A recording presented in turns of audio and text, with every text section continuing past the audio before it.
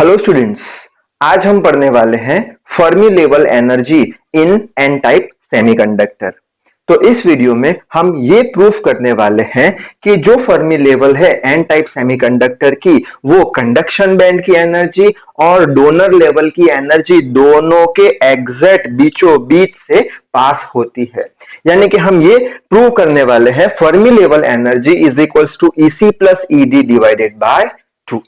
और अंत में इस वीडियो में हम ये भी देख लेंगे कि अगर एन टाइप सेमीकंडक्टर का हमने टेम्परेचर बढ़ाया तब फर्मी लेवल पे उसका क्या इफेक्ट आएगा, वो भी देखेंगे, जिसे बोलते हैं dependence of Fermi level on temperature. अब ये क्वेश्चन मई 2019 में 7 मार्क्स में पूछा जा चुका है। So I hope you are ready with your pen and paper. So without wasting much time let us start this video. अब जब हमने एन टाइप सेमीकंडक्टर पढ़ा था तब कुछ ऐसा डायग्राम देखा था जिसमें हमने बोला था कि एक डोनर एनर्जी लेवल होता है। अब ये डोनर एनर्जी लेवल कहां से आता है? क्योंकि हम इंट्रिंसिक सेमीकंडक्टर के अंदर पेंटावेलेंट इंप्योरिटीज मिक्स करते हैं। अब पेंटावेलेंट इंप्योरिटी मिक्स करी आपने तो उसकी वजह से क्या होगा, एक एक्स्ट्रा इलेक्ट्रॉन मिलेगा जिसे हम डोनर इलेक्ट्रॉन बोलते थे। और ये जो डोनर इलेक्ट्रॉन है ये फ्री इलेक्ट्रॉन होते थे, लेकिन ये कंडक्शन बैंड में प्रेजेंट नहीं होते थे एट 0 डिग्री केल्विन। ठीक है, अब यहां पे ये जो डोनर एनर्जी है वहां पे ये डोनर इलेक्ट्रॉन प्रेजेंट है ऑलरेडी, जिसे मैं एन सफिक्स डी से रिप्रेजेंट करूंगा। ठीक है, अब ये जो डोनर इलेक्ट्रॉन है वो बहुत ही निग्लिजिबल एनर्जी लेके कंडक्शन बैंड में चले जाएंगे एट 0 केल्विन टेम्परेचर। ठीक है, बहुत ही निग्लिजिबल एनर्जी कितनी सिलिकॉन के लिए हमने देखी थी, 0.05 इलेक्ट्रॉन वोल्ट के बराबर। इतनी निग्लिजिबल एनर्जी लेके 0 केल्विन पे ये कंडक्शन बैंड में पहुंच जाएंगे। ठीक है, और हमने ये भी डिराइव किया था पिछले वीडियो में कि कंडक्शन बैंड के अंदर कितने नंबर ऑफ इलेक्ट्रॉन होते हैं इंट्रिंसिक सेमीकंडक्टर में। तो उसका इक्वेशन ये था कि number of electron present in conduction band in the case of intrinsic semiconductor, उसका ये हमने इक्वेशन डिराइव किया था। ठीक है, अच्छा, अब ये तो इक्वेशन किसका था, इंट्रिंसिक सेमीकंडक्टर, प्योर सेमीकंडक्टर के बारे में कि इतने इलेक्ट्रॉन कंडक्शन बैंड में प्रेजेंट है।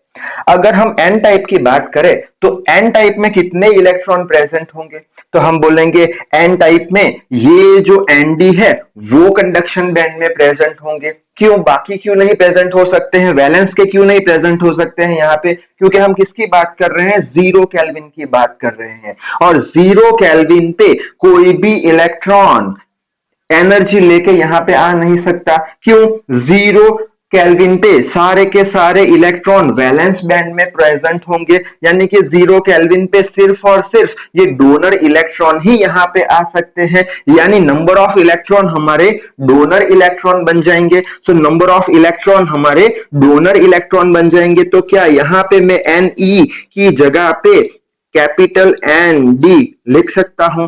हाँ, लिख सकता हूं। क्यों, ये जो डोनर इलेक्ट्रॉन है वही कंडक्शन बैंड में जाने वाले हैं। ठीक है, तो इसका इक्वेशन हमें मिल गया। तो ये हमारा हो गया इक्वेशन नंबर 1। ठीक है, यानी इतने डोनर इलेक्ट्रॉन टोटल, बस इतने ही, और एक्स्ट्रा कोई इलेक्ट्रॉन है नहीं कंडक्शन बैंड में 0 केल्विन पे, क्योंकि बॉन्ड ब्रेक होने वाले नहीं है, इलेक्ट्रॉन यहाँ पे जाने वाले नहीं है। ठीक है, अच्छा, अब यहां से सारे इलेक्ट्रॉन यहां पे चले गए तो मैं यहाँ पे रिमूव कर देता हूं। ये जो सारे इलेक्ट्रॉन थे, ये जो सारे इलेक्ट्रॉन थे वो यहां पे पहुंच गए। ठीक है, वो किसके बराबर है, एन डी के बराबर है। ठीक, अच्छा, अब यहां पे जो डोनर एनर्जी लेवल है वहां पे पॉजिटिव चार्ज डेंसिटी बढ़ जाएगी। क्यों पॉजिटिव चार्ज डेंसिटी बढ़ जाएगी, यानी कि एन डी प्लस आ जाएंगे। क्यों, सपोज करते हैं आपके पास एक न्यूट्रल बॉडी है, सेमीकंडक्टर क्या है, न्यूट्रल बॉडी है। कोई न्यूट्रल बॉडी के अंदर सपोज करते हैं 5 पॉजिटिव चार्ज है, 5 नेगेटिव चार्ज है, जिसको न्यूट्रल बॉडी बोलते हैं। अब ये जो बॉडी है उसमें से 5 नेगेटिव 5 पॉजिटिव है। अगर आपने 5 नेगेटिव निकाल दिए, 5 नेगेटिव निकाल दिए तो यहां पे कितने बचेंगे, 5 पॉजिटिव बचेंगे। यानी कि ये जो एनडी यहां से गए उतने ही एनडी प्लस यहां पे आ जाएंगे, यानी ये जो एनडी यहां गए ये डोनर एनर्जी में से, उतने ही एनडी प्लस डोनर एनर्जी पे आ जाएंगे। तो हम बोल सकते हैं कि एनडी डोनर जो इलेक्ट्रॉन है इज इक्वल्स टू ये जो हमारा है डोनर पॉजिटिव चार्ज यहां पे आ जाएगा। ये इक्वेशन नंबर हो गया हमारा 2। अब यहाँ पे हम क्या करेंगे, यहाँ पे हम ये जो एनडी प्लस है यहाँ पे कितने पॉजिटिव चार्ज आए वो ढूंढेंगे। तो कैसे ढूंढेंगे, उसका एक इक्वेशन हमें पता है जो हम बार बार यूज करते हैं। कौन सा है, ND plus is equal to total into probability. किसकी प्रोबेबिलिटी, पॉजिटिव चार्ज मिलने की। सो टोटल कितने हैं, टोटल यहां से कितने गए, एनडी जितने गए तो टोटल तो एनडी हो गया, मल्टीप्लाई विथ प्रोबेबिलिटी कितनी है, तो इलेक्ट्रॉन मिलने की प्रोबेबिलिटी हम एफ ऑफ ई लिखते थे, फर्मी लेवल एनर्जी जितनी। लेकिन यहाँ पे माइनस चार्ज यानी इलेक्ट्रॉन की नहीं लिखनी, हमें किसकी लिखनी है, प्लस की लिखनी है, तो ऑपोजिट हो जाएगा। सो 1 माइनस एफ ऑफ ई लिखेंगे, ठीक है। अब ये जो ई है वो कोई ऑर्डिनरी एनर्जी ई है, हमें तो किसकी बात करनी है, डोनर एनर्जी में से कितने इलेक्ट्रॉन गए, डोनर एनर्जी लेवल पे कितने पॉजिटिव चार्ज बचे, तो हम ई की जगह क्या कर देंगे, ई डी कर देंगे, ठीक है। अच्छा, अब बाद में हम लिखेंगे एनडी 1 माइनस ये जो हमारा एफ ऑफ ई है उसका इक्वेशन भी हमने देखा था, फर्मी लेवल का कौन सा था, F of E 1 divided by 1 plus E raise to ये exponential function raise to E minus E F divided by K T था, जहां ई जो था वो कोई भी एनर्जी लेवल था, लेकिन हम तो कौन से एनर्जी लेवल की बात कर रहे हैं, डोनर एनर्जी लेवल की बात कर रहे हैं, तो यहां पे मैं ई सफिक्स डी कर देता हूं, ठीक है। अच्छा, अब यहां पे हम क्या करेंगे, इजीनेस के लिए ये जो पूरा टर्म है, ये जो पूरा term ED minus E F divide by K T, ED minus E F divide by K T, उसको हम अज्यूम कर देंगे x के बराबर। तो यहाँ पे ये इक्वेशन में ये पूरे टर्म की जगह हम x लिख लेंगे, फिर इसका एलसीएम लेंगे, तो एलसीएम में क्या होगा, 1 plus E raise to x यहाँ पे आ जाएगा, -1 हो जाएगा, तो ऐसा कुछ मिलेगा हमें जिसमें 1 से 1 कैंसिल हो जाएगा, तो E raise to X 1 plus E X मिलेगा। अब ये टर्म को क्या हम ऐसे लिख सकते हैं, 1 divided by 1 plus E raise to x divide by e raise to x, हाँ लिख सकते हैं, क्यों, ये ई रेस टू एक्स ऊपर चलाएगा और ये नीचे ही रह जाएगा, ठीक है। अच्छा, बाद में हम क्या करेंगे, ये ई रेस टू एक्स है ये दोनों को सेपरेट दे देंगे, यानी 1 upon E raise to X आ गया, E raise to X upon E raise to X आ गया, तो ये E raise to X cancel हो जाएंगे तो 1 बचेगा, तो यहां पे मैंने 1 लिख दिया, ठीक है। और बाकी क्या बचा, 1 upon E raise to x. अब ये 1 upon E raise to x को हम e raise to minus x भी लिख सकते हैं। अब यहाँ पे एक्स की वैल्यू हम रखेंगे, एक्स की वैल्यू ये थी, लेकिन आगे नेगेटिव साइन है, आगे नेगेटिव साइन है, तो ये जो ईडी है माइनस हो जाएगा, ई एफ प्लस हो जाएगा, ईडी जो है माइनस हो जाएगा, ई एफ प्लस हो जाएगा, ये वैल्यू हमने यहाँ पे रख दी। अब फिर से वही बात करेंगे, क्या ये k जो है बोल्ट्जमान कांस्टेंट है जो 10⁻⁻23 में आता है, यानी बहुत ही कम है। सो ऊपर का टर्म जो है वो नीचे के टर्म से ज्यादा है, so E F minus E D is greater than K T, तो E F minus E D divided by K T is much greater than 1, जिससे करके ई रेस टू ये जो टर्म आएगी वो भी 1 से बहुत बड़ी आएगी। इसका मतलब क्या निकला कि ये टर्म 1 से बहुत ज्यादा बड़ी है, तो हम क्या करेंगे, 1 को निग्लेक्ट कर देंगे, यानी ये जो 1 है उसको हम निग्लेक्ट कर सकते हैं। तो 1 को निग्लेक्ट करने पे कुछ ऐसा इक्वेशन मिलेगा।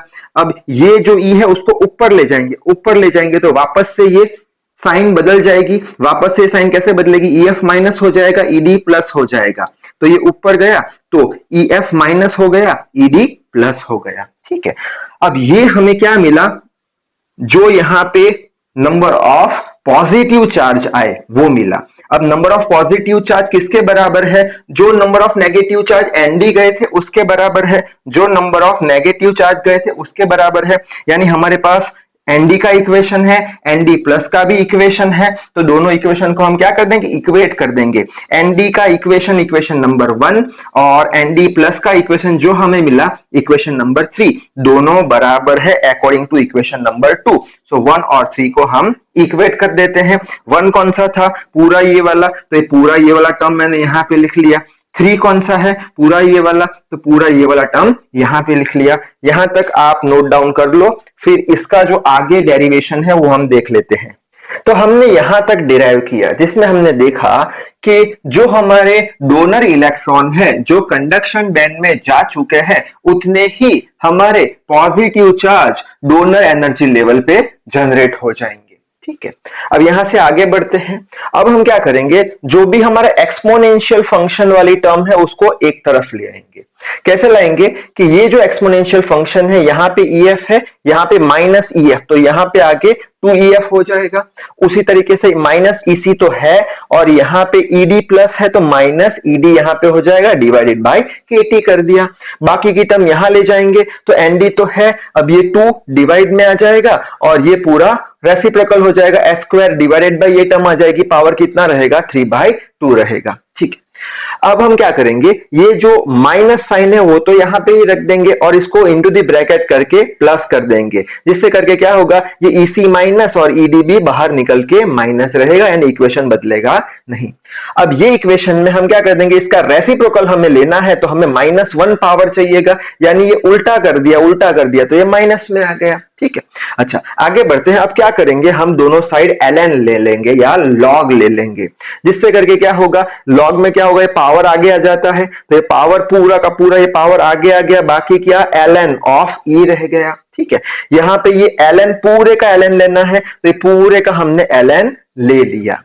अब आगे देखते हैं, ln ऑफ e हमेशा 1 होता है तो ये ln ऑफ e की जगह मैं 1 लिख देता हूं, यानी ये निकल गया, 1 हो गया। बाकी में क्या बचा कि ये जो KT जो डिवाइड हमने किया है दोनों को सेपरेट दे देते हैं तो 2EF बाई KT आ गया, EC plus ED divide by KT आ गया माइनस साइन से। ठीक, अच्छा बाकी में बचा क्या, बाकी में बचा हमारा ln of ND/2 as it is, ये टर्म पूरी लिख दी। ठीक है, आगे बढ़ते हैं।